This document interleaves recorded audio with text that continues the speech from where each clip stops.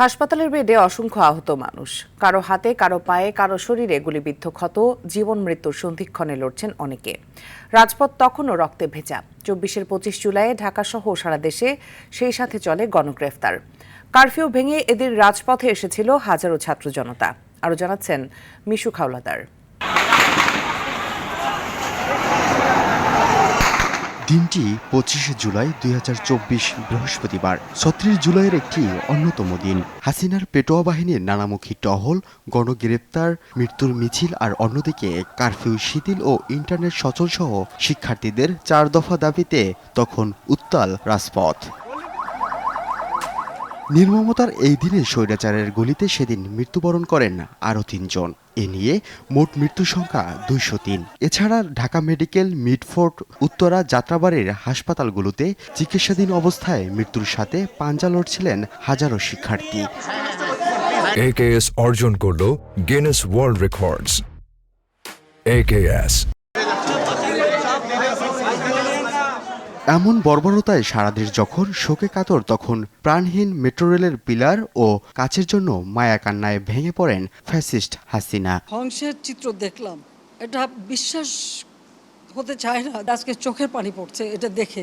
এছাড়া এদিন শুধু হত্যাই নয়, শিক্ষার্থীদের ১২৮টি মামলায় গণগ্রেপ্তার করে হাসিনার পুলিশ বাহিনী। ২৫শে জুলাই আমি হান্নান মাসুদ নাহিদ ভাইয়ের সাথে সেদিন দেখা করার পরে এবং আসিফ ভাইয়ের সাথে আমরা একসাথে মিটিং করি, কথাবার্তা হয় এবং সেদিন আমরা সিদ্ধান্ত নিই আমরা দুটো সেল গঠন করব। আমরা যখন নাহিদ ভাইয়ের সাথে এই মিটিংটা করি তখন আমরা দেখতে পাই যে সারা হসপিটালের চারপাশে সাদা পোশাকের যেই গোয়েন্দা সংস্থার লোক, তাদের উপস্থিতি বাড়ানো হচ্ছে।